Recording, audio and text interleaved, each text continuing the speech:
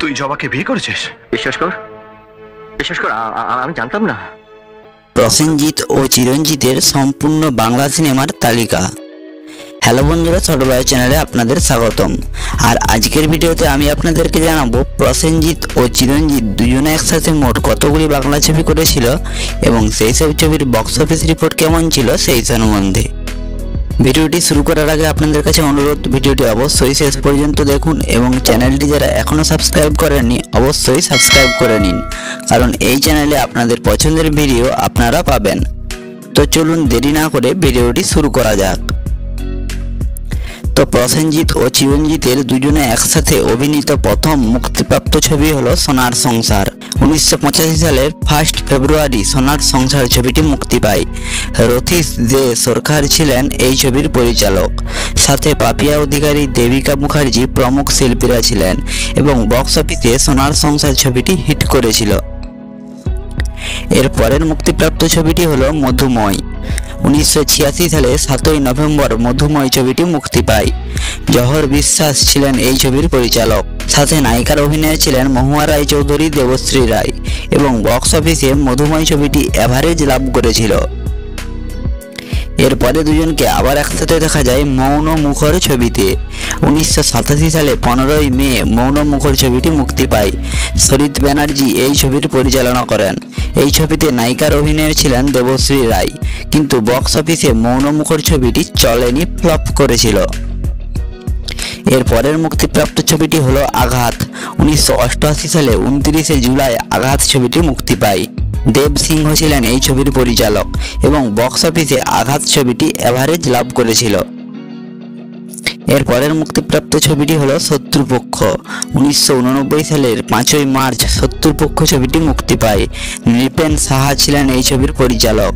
এই ছবিতে নায়িকার ভূমিকায় ছিলেন শতাব্দী রায় এবং বক্স অফিসে শত্রুপক্ষ ছবিটি চলেনি, ফ্লপ করেছিল। এরপরে দুজনকে আবার একসাথে দেখা যায় নিশিবধূ ছবিতে। ওই একই বছর 1989 সালের 19 মে নিশিবধূ ছবিটি মুক্তি পায়।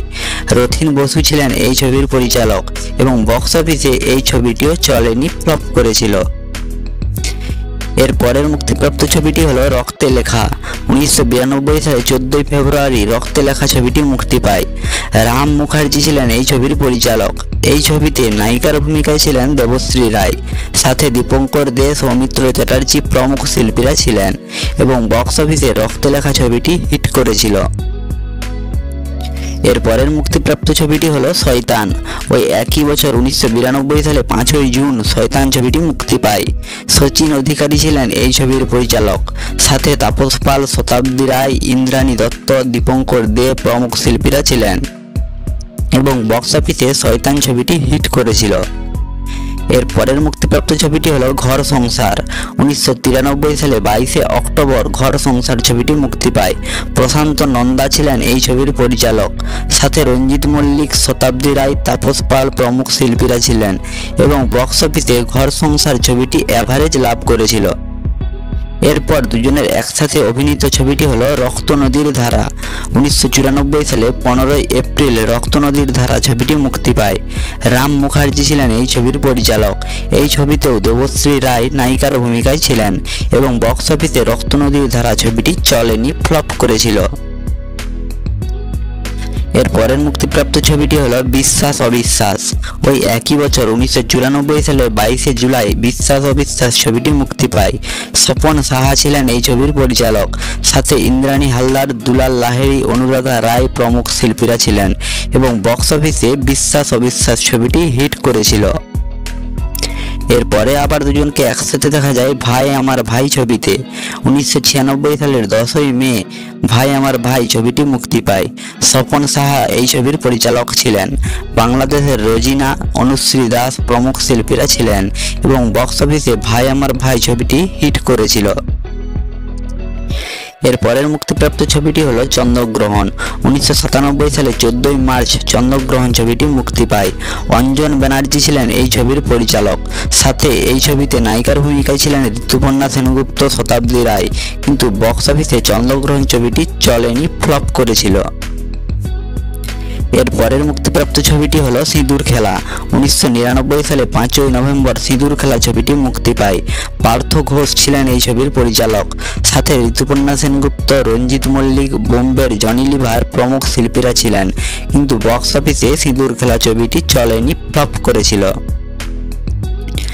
এর পরের মুক্তিপ্রাপ্ত ছবিটি হলো ত্রিশূল। 2000 সালের 14ই জুলাই ত্রিশূল ছবিটি মুক্তি পায়। সুভাষ সেন ছিলেন এই ছবির পরিচালক, সাথে নায়িকার ভূমিকায় ছিলেন শতাব্দী রায়, অঞ্জু ঘোষ এবং বক্স অফিসে ছবিটি অ্যাভারেজ লাভ করেছিল। এরপর দুজনকে আবার একসাথে দেখা যায় প্রেম প্রতিজ্ঞা ছবিতে।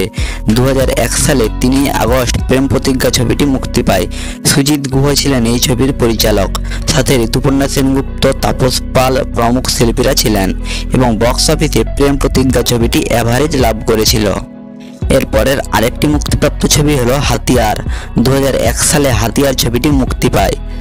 রামশিস বক্সি ছিলেন এই ছবির পরিচালক, সাথে ঋতুপর্ণা সেনগুপ্ত, তাপস পাল প্রমুখ শিল্পীরা ছিলেন।